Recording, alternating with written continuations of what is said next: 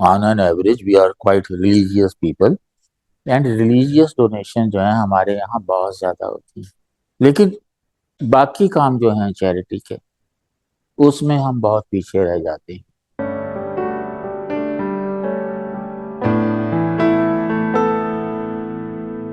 Friends, एक basic human characteristic है to give, to share, though is there in animals also, but their area is restricted. जैसे एक मोहल्ले के जो एनिमल्स होते हैं, say dogs, they show unity to a limited extent, they share. Humans में जो है, it's not merely family, is wider humanity. जैसे हमारे यहाँ कंसेप्ट है वसुधैव कुटुंबकम, पूरी कायनात जो है वो हमारे अपने लोग हैं सारे। तो हमारे यहाँ जो परंपरा रही है वो तो शुरू से रही है।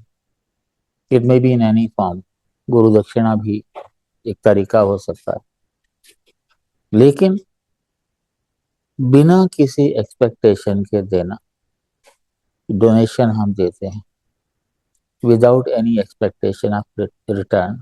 ये हैरानी हुई मेरे को जान के कि it is there in almost all the societies of the world.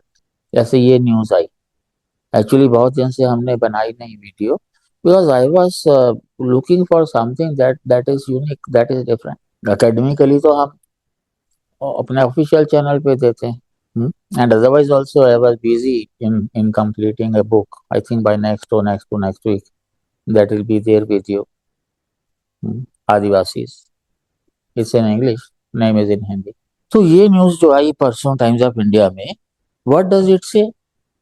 It's about charity. Indians give lavishly but religion bags lion's share. Definitely, on an average, we are quite religious people and religious donation जो है हमारे यहाँ बहुत ज्यादा होती है। लेकिन बाकी काम जो है चैरिटी के, उसमें हम बहुत पीछे रह जाते हैं। ये न्यूज क्या कह रही है? Nearly 7 in 10 Indians give in some form, but most donation flow to religious institutions and beggars, not social purpose organisations. अब 7 in 10 Indians give in some form. अब मुझे नहीं लगता अगर आप भिखारी को 1 रुपया दे रहे हैं तो वो भी उसने काउंट कर लिया होगा उसमें। इट हैज टू बी कितना देना है आपको।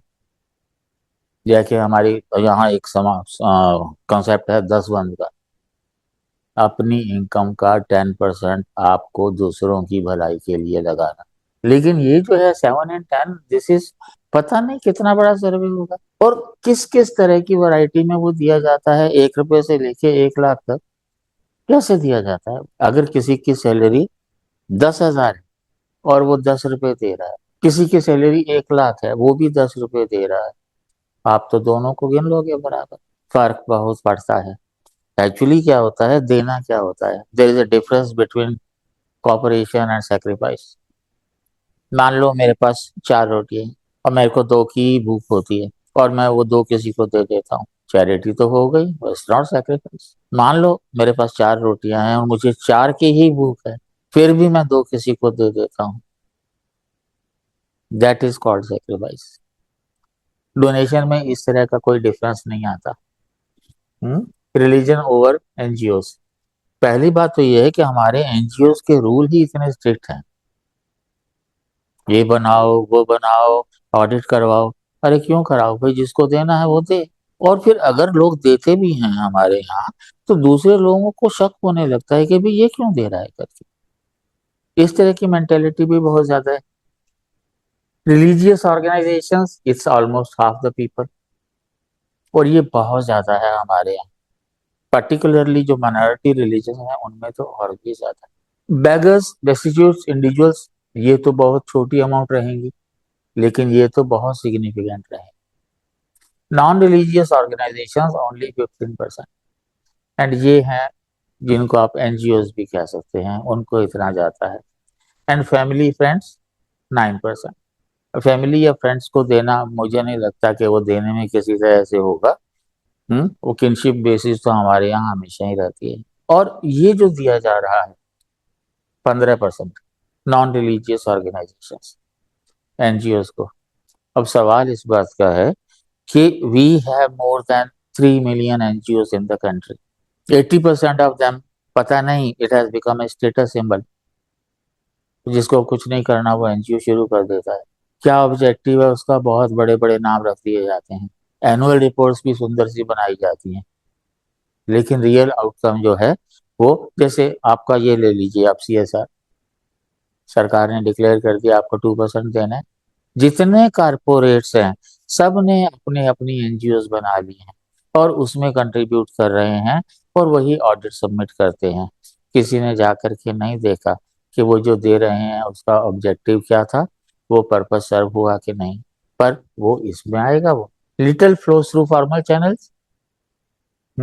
The report frames everyday giving as a large growing pool that India still under leverages.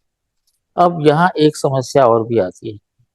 Formal channels को अगर आप देते हैं, आप करके देखिए, कईयों ने देखा भी होगा, आप किसी एनजीओ को दीजिए, उसी दिन 10-15 एनजीओ के और फोन भी आ जाएंगे। ये एक कार्टेल बन जाता है। लोग किसी ना किसी तरह से कन्विंस करने की कोशिश करते हैं, आपकी जरूरतें ऐसी की तैसी कराएं, पर उनको चाहिए तो वो दे। हालांकि वो जो एनजीओ के लिए जो लोग काम कर रहे होते हैं, कोई उनसे ये नहीं पूछता कि भाई आपका कंट्रीब्यूशन एनजीओ को कितना है।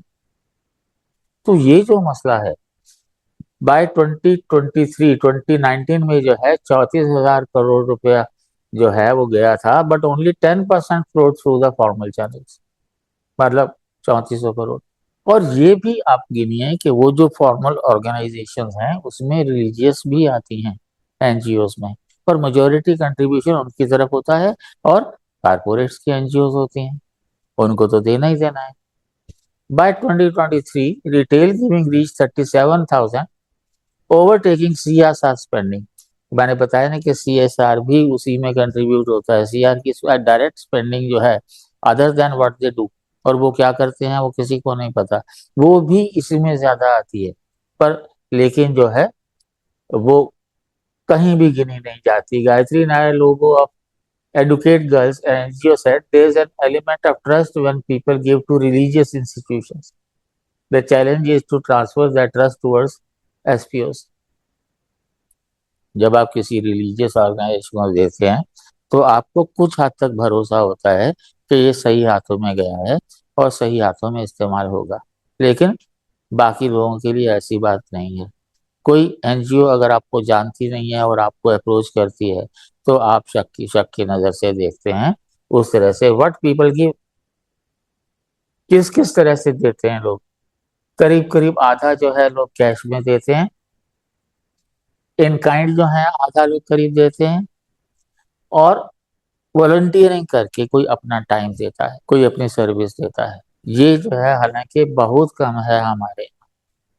बड़ी इंटरेस्टिंग बात क्या है, सोशल कैपिटल आपके स्कैंडिनेवियन कंट्रीज में ये है कि जो यूथ है they have to spend time with the old people and that time is recorded.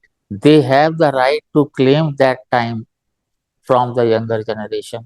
हमारे यहाँ ऐसा कुछ नहीं है, होता तो अच्छा होता, but not through online donation, infrastructure और फॉर्मल एनजीओ फंडिंग।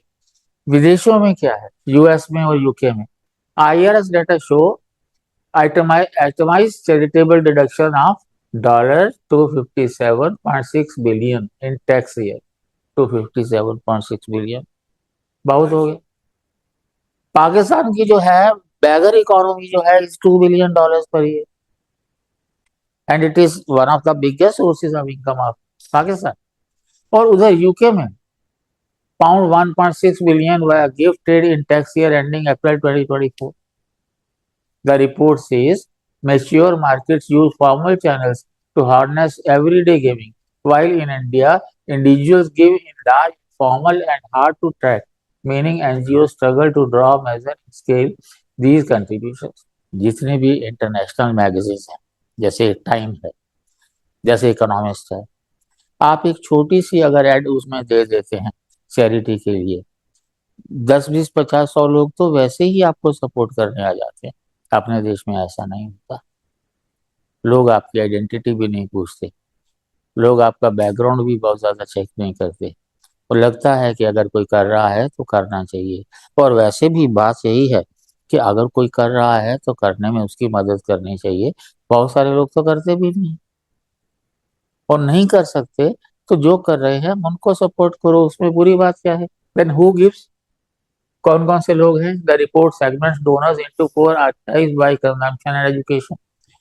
55% जो हैं वो low consumption education till class 12 और less, 25% aspirational, low consumption education beyond class 12, 40% practical, higher consumption education till class 12 and 6% well off. अब इन दोनों का जो कंट्रीब्यूशन है वो एक्चुअली इनके बराबर नहीं तो इनसे आसपास तो होना ही चाहिए।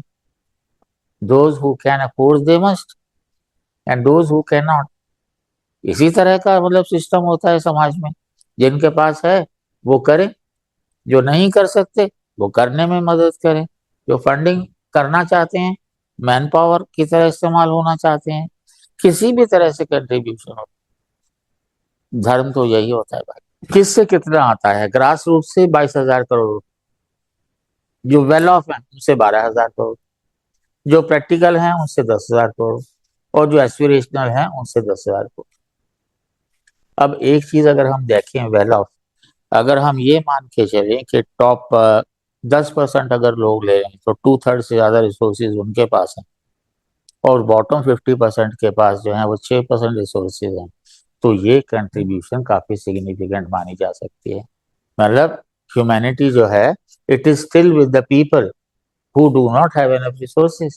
Pamela says India already has a strong culture of community giving, but expanding it towards more impactful causes will require better infrastructure and greater accountability from the non-profit to both donors and the communities they serve.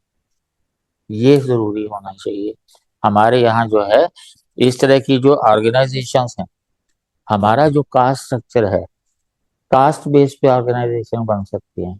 बहुत सारे लोग हैं, जैसे अभी 2 साल पहले एक सिंह साहब ने मेरे को फोन किया कि सर बहुत पैसा मंदिरों और गुरुद्वारों को दे दिया है, अब जो है मन है कि पैसा एजुकेशन और हेल्थ के लिए खर्च किया जाए।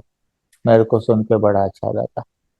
पर उस तरह की सोच वाले कितने लोग होते हैं? अगर सरकार हेल्थ और एजुकेशन के बारे में नहीं सोचती, मैं तो मानता हूँ कि 6% बजट कम से कम ईच दोनों का होना चाहिए अगर ग्रो करना है तो, लेकिन हमारी सोशल जो सिविल सोसाइटी है वो अगर जिम्मेदारी ले ले तो ये काम बहुत मुश्किल नहीं है।